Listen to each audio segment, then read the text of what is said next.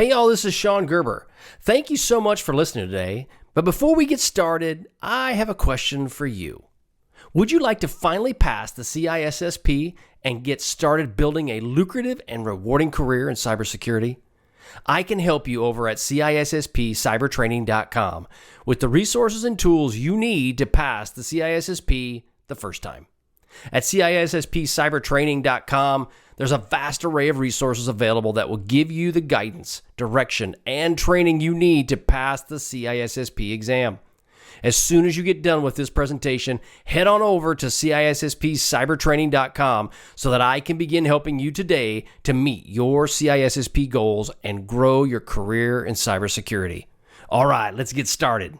Welcome to the Reduce Cyber Risk and CISSP Training Podcast, where we provide you the training and tools you need to pass the CISSP exam the first time. Hi, my name is Shon Gerber, and I'm your host for this action-packed, informative podcast. Join me each week as I provide the information you need to pass the CISSP exam and grow your cybersecurity knowledge. All right, let's get started. Giddy up. Hey, all, it's Shon Gerber with the CISSP Cyber Training and Reduce Cyber Risk podcast. I hope you all are doing well this beautiful day, and it's great here in Wichita, Kansas. So I love it. It's awesome. So, quick question for you. We're just episode 5. This is the ongoing series around how basically the CISSP Cyber Training got started. And we're just now rolling into this next podcast. We're going to be talking a little bit about CISSP expectations around salaries and so forth. But before we do, we'll kind of talk back about what we did and we discussed in the last episode. And it was around understanding the CISSP certification and preparing for the future. One of the points brought up is that if you are certified, you do run the ability to potentially make at least 22% more than being non-certified. Now, I've seen that article out there, and I'm quoting that, but at the end of the day, it really comes down to experience. So having the cert is extremely valuable. However, having the experience is as much, if not more so. So just kind of something to consider as you're looking at this. We talked about the CISSP and the requirements around it, as well as having the experience needed to become a CISSP. There's all the 3 areas, the 3 concentrations would be your architecture, engineering, and management. And then we also discussed a little bit around the associate CISSP and the additional certifications as it relates to Security Plus and Networks Plus. So that was just kind of the last podcast in 004. And the ultimate point was just to kind of walk through these different areas and to give you an idea of where we're at. So now as we're dealing with expectations around the CISSP and taking the exam, one of the big things that I see online quite frequently is around the salary as it comes to being in the cybersecurity. Now, there's a lot of things that will break down the salary, and I've got training over at CISSP Cyber Training. I've got an actual training specifically, and you might even see it on YouTube because I'll put it out there, where around what can you expect based on the role that you're looking to do. And a lot of things when you start off as an individual that's trying to get into security, into the cyberspace, your pay can change quite substantially depending upon the role that you actually take. Now, I pulled off of ISC Squared. They have an article there on their website, and they're the ones that put forward the CISSP along with a lot of other certifications. But one of the things they bring up is kind of the breakdown in actual income based on where you're at. So in the Asia Pacific region, they're basically saying it's around $57,000 US is what you would make. Europe is around $81,000. I think North America, they're saying around $120,000 is what you can anticipate by getting the CISSP. Now, I will tell you that will range. And also the other thing is it really depends on the role. You can get the CISSP and be a security analyst, and you'll be making $70,000 to $80,000, maybe $90,000 a year, which is amazing, right? I mean, that's really, really good income. But you also could be a CISSP being a chief information security officer and make substantially more than that. So it really depends upon the role. Just getting the certification does not automatically include that you're going to get paid that amount of money. It's a great cert, but it's not that great of a cert. So kind of keep that in mind. Now, also keep in mind that the pay will range a lot from location to location. As I'm out interviewing people for different roles, from security engineers to analysts, you name it. You end up architects, you end up interviewing them, And as you interview these individuals, you also have to keep in mind where they are at in where they want to live. If you have somebody that's in New York and they are going to stay in New York, what ends up happening is their pay is probably going to be substantially higher. However, if they were in Wichita, Kansas, their pay might not be as high as it would be in New York City. Now, you go to Asia, you go to India. Now, the pay compared to U.S. standards would be lower. However, in India, it would be substantially higher. So again, it really depends on the geographic location and where you're at. It's all relative. It really, truly is. So you need to keep that in consideration as you're looking at getting a job some location. The other thing that comes into is if you're looking at working in New York, the odds of having more competition is higher. So therefore, the role that you may wish that makes the income that you want may not be available to you unless you have the experience to back it up. So it isn't just, again, it's not a meal ticket. You don't just punch it and you win. This isn't the lottery. However, if you do accomplish these different goals, you set yourself up for extreme success, both short-term and long-term, because this isn't a short-term game. This is a long-term future that you want to do for you and your family and your career. So therefore, it's extremely important that you think that way. Don't just look for the fast money. Another option as it deals with making money is the fact that as you can end up commanding a very significant amount of income based on what you're willing to do.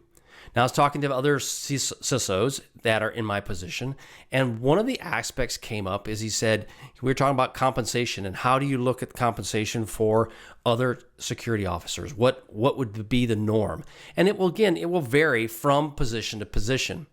However, one thing he did bring up is he said, if you're willing to do some things that other people aren't willing to do, you obviously could make a lot more money.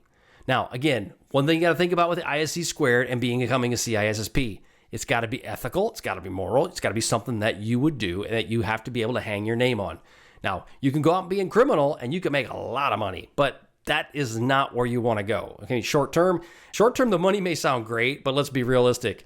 There's a lot of downsides with that besides being ethically wrong. First off is if you get caught, the downside is you break big rocks into little rocks. It is not a good option. But that being said, if you are an expert in what you do, you can then be an individual that would go to a company who may have been hacked, for example. And we call it the dumpster fire situation, where they have a total dumpster fire going on, right? This company just got hacked. Their security person is out. Maybe they don't have a security person. You now would be parachuted in and you can help them with their situation. And by doing so, you could command a very significant income from that. Now, that being said, there's a lot of risk with that as well. If there's risk, where there's reward, right? You got to decide, is the reward is high? Is the risk high? Maybe, maybe not. But that being said, you could come in, you could command a large salary, you could help them, protect them, and then maybe move on and do your own thing. And that's more of a consulting type gig. The other option is that you can go potentially hang your shingle, basically I'm open for business, on Upwork or other contracting type websites. And you can say, I'm willing to do X, Y, and Z. A good friend of mine that is when I was an aggressor at the 177th Information Aggressor Squadron, he was my counterpart with the active duty Air Force. I talked to him just the other day, and he's got a consulting company, and he does that right now out of his own consulting business. And he's done very, very well. Now, the downsides of that obviously are the fact that you've got to have a good plan. You've got to have money set aside because when jobs come, they don't all come in at a very programmed time. It's either feast or it's famine. So you got to have a good plan for that. But there are options, right? So when I throw out these numbers at you, keep in mind, this is based on a workforce. You can make a lot more than this if you're willing to do different things that are both legally and ethical, okay? Just setting that expectation. So as we go into jobs, what are some different ways that you can understand how that works? Okay, so I'm going to throw out some titles and I'm going to put out some sample jobs that are out there, pulling off numbers from Glassdoor, Upwork, and other areas. So let's just go a cloud security engineer. Now, a cloud security engineer can range anywhere from $70,000 to $120,000 US dollars. Now, I'm going to put all this in US.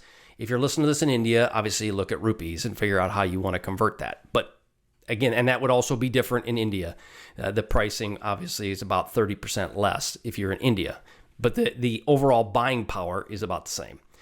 So your cloud security engineer is around 70 to 120,000 US dollars. Again, depending upon your experience, will get you more income. The cert will help, but the experience is what makes you the more money. Security architects in all variations of this will range between 90 and 180,000. I know there's people that have talked on YouTube that they make 200,000 plus as an architect. You can. I mean, there's bonuses that are included in there. You can definitely make over $200,000 doing it. But again, on the flip side is there's pros and cons for that. Not everybody does that. Let's be real. Not everyone makes $200,000 as a security architect. Now, there's many that make in the 150s, 160s, and coming from a guy that was broke, right? I mean, I have 7 children and I have no money. One of the aspects that came up, if I was making $100,000 a year, I counted my blessings and I was very happy. And that was even making $100,000 was extreme life-changing for me and my family. So that's huge, right? Security analysts will make anywhere from 60 to 100,000, and then a chief information security officer can make 110-ish to 250 or more, depending upon, again, bonus structures, other types of activities, and what you're willing to do. Talked about contract work with Upwork, and as one example is, I'll just give you an example that I saw on Upwork, and they go, I need a CISSP to implement TSA, which is Transportation Security or Safety Act, or Security Act, I don't know, requirements. You could also have someone comes in and says, I am part of CFATS in the United States, which is the Chemical Facility Anti-Terrorism Standards. I need someone to help me implement that. I have a government contract to help me do that. There's CMMC, which is the Cybersecurity Maturity Model Certification. I need people to help me get my business up to the CMC standards. There's lots of ways you can use that your CISSP to help you moonlight on the side, even if you have a job right now doing something else. Again, doing that is a great way to build your resume. It's also a great way for you to get a new opportunity. So there's lots of ways to do this. The hardest part is getting started, making a decision and get started. In most cases, these are set up as hourly, right? You'll get paid a certain percentage or a certain amount for your time that you work. You're also going to have to you'll learn during this process, especially if you're doing like an Upwork type event, you'll figure out what is your time worth and what are you willing to commit. You may be willing to commit, say 20 hours at a much lower rate to get the job because you need the experience and you needed to put it on your resume, than maybe someone who comes in who has all that experience already and really doesn't need it and is wants to take more money because their time is valuable to them. So there's lots of different things you can think about in that regard. Now, as it relates to CISSP certification costs, one thing to keep in mind is around what is it going to cost to do this, to get certified. Now, I mentioned before in past episodes, the free option. But like everything, there is nothing free. What you're going to have to do is you will have to buy a book. Okay, I guess you can rent it or you can go ahead and look at it from the library. But in reality, I marked my book up. I made copies. I made notes. I stuck sticky tabs. You just break down and buy the book. I mean, realistically, you're talking $100 that you're going to have to invest to buy the book. Now, you're also going to want to get some practice questions. Now, there's practice questions on CISSP Cyber Training. I have some available for you. You can go out and find other practice questions online that are free, but you also can go out and buy some that are better curated and that will give you a much better experience. And so those are options you need to consider. So your study guide, your study questions are $100. Your practice questions will go from $100 to $300. So right now, you're all in at around $400 to $500 before you take your test. But this is now you're going to spend your equity, we call it sweat equity, in learning to get your CISSP. And that's what you're going to need to invest in, is you spend the extra $400 to $500, which it can be very challenging to find that money. I know, been there, done that, got the t-shirt. But you may have to do that to be able to then put your sweat equity into your business to be able to make the money you want to make so that you can have the life that you really, truly want. This is attainable. The only thing that will stop you from making your dreams and a reality in cybersecurity is you. You are the person that has to make that decision, and you're the one that has to do the work. Now, the free training is out there. Again, I come back to this. It's you get what you pay for. Now, there's some really, really good free training. There truly is. And I will tell you, some of the Networks Plus and Security Plus and A Plus training I saw on YouTube is amazing. And I would recommend it. And actually, some of the curated stuff that I've got in my site is to recommend that training for you. But what really will help you is the fact that having somebody keeping you accountable and helping you walk you through this process is a really important factor. Again, we talked about the paid specialized training. You can get that in various locations, either if you want to drop the money on a boot camp, $5,000, $6,000, $7,000 or more, or if you want to do it a little bit more cost effective by going through CISSP Cyber Training or other type websites out there. Bottom line is you need to consider one of those options.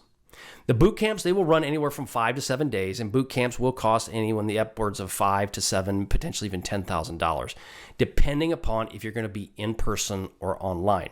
If you're going to be in person, you got to pay for hotels, food, transportation, so on and so forth. So that can add up quite substantially over a period of a week. The exam fees are usually included in them, and many times they do guarantee success. Their instructors have been teaching the test long enough and know well enough what are the exact questions that are going to be asked of you, so they will give you a pretty good understanding of what you need to be paying attention to. However, that being said, just because, like I mentioned before, because you get the test does not mean that you're going to just automatically get everything you need to be successful in cybersecurity. So I'm just telling you, the boot camps are great. I'm not knocking them. I think they're a great tool for the right people. Just the fact is, though, is just because you get the cert doesn't mean you're going to get the job. I think I've beat that horse to death enough. I hope I haven't. I probably have. Anyway. Trade schools, universities, again, another way that you can make the money or get the training you need, but they do cost more money. And if finding good instructors can be a challenge. Okay, so some questions around the CISSP. The CISSP, there was a question that came up that I looked online. Is the CISSP a hard exam? Yes, it's a hard exam. It is not easy. Consider it like taking a master's program in security. Some people may get it faster than others, but it doesn't matter. It's a tough exam. It's computer-aided testing, which means it learns. If you do poorly on a couple questions, it will ask you more questions like that are just as hard, if not harder. And the purpose is to weed you out early. You get 6 hours to complete this, and it may not take you that long, but you're allowed that specific amount of time. There's 250 questions. And again, the exam is pretty expensive. It's at least 2 times the other exams you're going to see out there, like I talked about. So it's about $700 to $800 US dollars to take it. I don't know what it costs in other countries, but just assume it's going to be pretty high there as well. One thing I think is important for you to know as you listen to this podcast, the pass rate for the CISSP is for the first time, the pass rate the first time is only 20%. So only 20% of the people who sit down and take that test will pass it the first time. And I'll raise my hand because guess what? I was one of those that did not pass it the first time. So, and that I'll tell you, that's a brutal. It hurts your mentally, it hurts you financially, and it's a kick. It really hurts. So again, you want to set yourself up for success and do the best you possibly can so that you pass it the first time. Now, is the CISSP for beginners was a question. No, it's really not. It's not a good test for the beginners. Because of the work requirements, because of the endorsements, because of the fact that you really need to have a good understanding of networking and understanding that aspect of it, it is probably one of the most hard certifications out there. It's not the hardest, but it's a very challenging cert. So it is not for beginners. You need to focus on getting the skills you needed to go, and you can get those at CISSPcybertraining.com. I got to put the plugs in, just gotta. But that will help you with getting your path to success.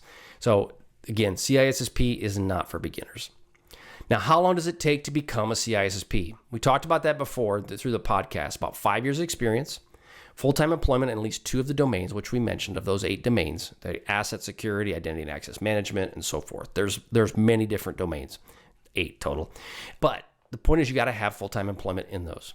College courses or certifications will give you an extra year towards that 5-year work requirement, which basically means if you go to school or you do the cert, you'll have 4 years to get the knowledge you need to be able to get your CISSP.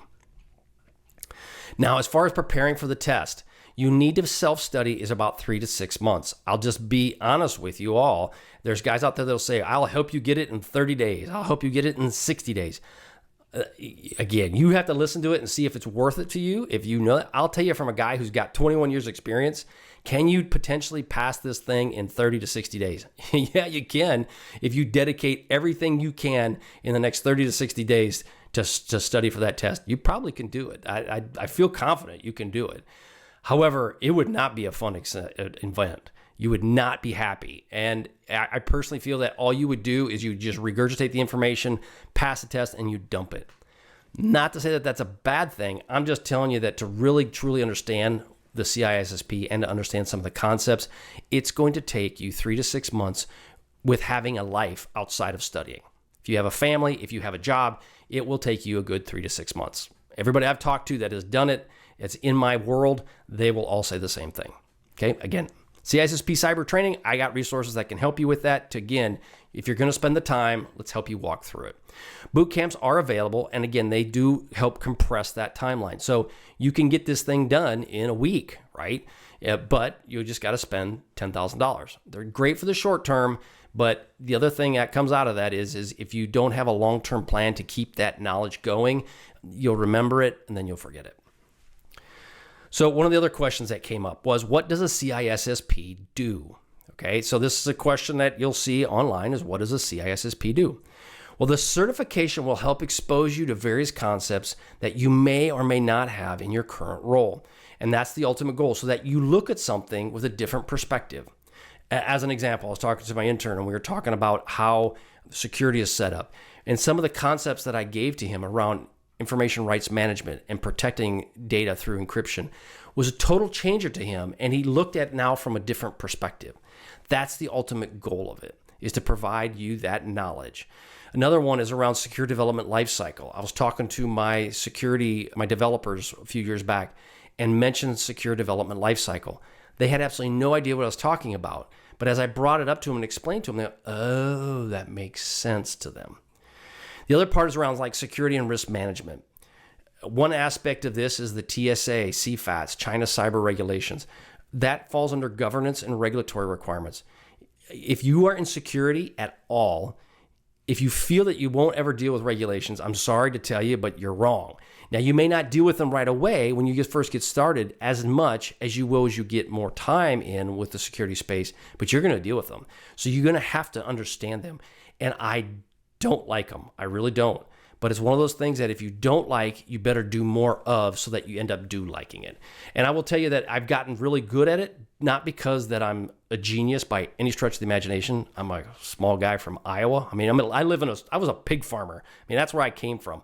That doesn't mean anything about intellect. It just means that's what I was exposed to. And I'm pretty good at regulations. And it's because of the fact that I have focused very strongly on it, because I know that all this cyber stuff is great, but the governments, whatever government it is, can come down and totally crush you if you don't have these things in place and if you're not paying attention to it. So better pay attention to it. Now, that's really all I have today for this part of this podcast. Now, this podcast, again, was over CISSP salaries, testings, and also setting expectations around the CISSP. I'll say going forward, you're going to have more podcasts out there. We're going to be focused primarily on the CISSP, the different domains. I'll pull out a domain just to give you an example. The one coming up next is dealing with compliance requirements and how you have to worry about that for the CISSP. And those compliance requirements, will be going over what are some things you need to be concerned about.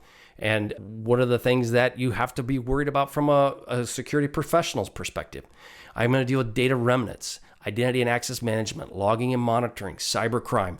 All of these aspects I'll be taking out of each domain, and I'll be talking about specific pieces of this, both from my training that's at CISSP Cyber Training, as well as my knowledge and what I know. So all of that stuff you're going to be seeing from now on. You'll also be it'll be coming out in these podcasts, exercises, right? So your exam questions. So I'll grab an exam question and I'll read through that exam question, and then we'll dissect it and we'll talk about it. Now, the ultimate goal is I'm doing this through a podcast. I do put this out on YouTube and you'll see some videos. They may not all have video in them. They may just be audio. But at the end of the day, my goal is to provide this much information as I can so that you can become successful in your cyber career. Or On the other side, you realize, I don't want nothing to do with this, and this is not for me. I'd rather have you figure that out now before you spend a bunch of money and time getting into the cybersecurity space. It's not for everyone. Just because the money may or may not be there, or because it sounds sexy or NCIS or whatever is out there, it's not for everybody. So it's better to find it out now before you invest a bunch of time, energy, and money into it. Okay, that's all I've got for today. Thank you so much for joining me on this podcast. Again, the CISSP Cyber Training.com. Go check it out. There's a lot of really great stuff there. You'll totally enjoy it. It's building. So as you get there, you'll see, hey, there's lots of information here, but there's a little bit more coming every single week. There'll be more information coming to you. So definitely check it out. Get on my email list, because then I can send you information, such as met with a gentleman just yesterday talking about his resume. I'll be having some tips and tricks about that as well. And so go check it out. Also, go on to iTunes and these other places and give me a thumbs up or like me or whatever that is, or leave a comment as well. I really want to help you all, and I know you'll be successful. Just let me help you either through the podcast or through my website, give you what you need. All right, have a wonderful, wonderful day, and we'll catch you on the flip side. See ya. Thanks so much for joining me today on my podcast. If you like what you heard, please leave a review on iTunes, as I would greatly appreciate your feedback. Also, check out my videos that are on YouTube. Just head to my channel, CISSP Cyber Training, and you will find a plethora of content to help you pass the CISSP exam the first time. Lastly, head to CISSPCybertraining.com and look for the free stuff that is only available to our email subscribers. Thanks again for listening. See you.